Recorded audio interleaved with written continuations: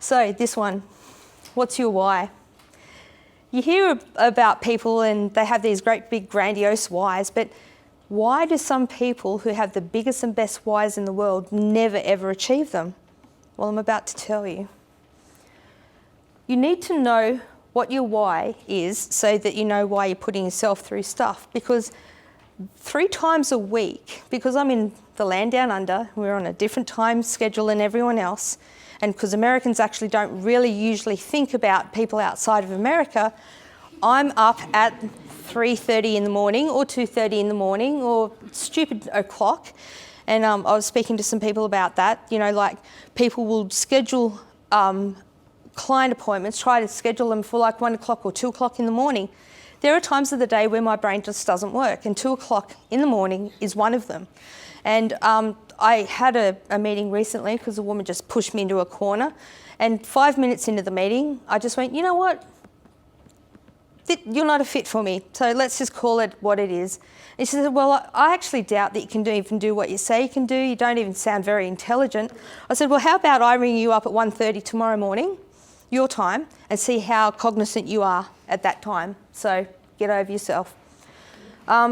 So also brutal travel schedules, you know, jet lag. I'm pretty lucky at the moment. Like, it's not kicking my butt as bad as it was. I think the alcohol helps, doesn't it?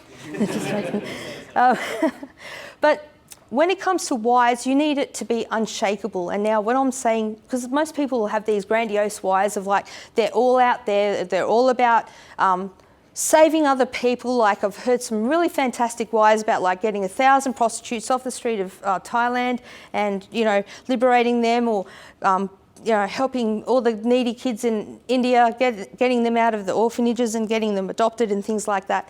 But what I've found is I never ever achieve them, and my theory is because that why can be done by 1,100 billion people. I think your why has to be something special to you. So my why, and I don't often reveal it, but because you guys have stuck it into the end, and I know there's a couple of people that are struggling with jet lag and probably a bit of boredom. So my why, my unshakable why, is me 10 and 20 years from now, from this moment, not like at this age. So it's a rolling why. I never achieved that why, and the reason is that because she's in the future.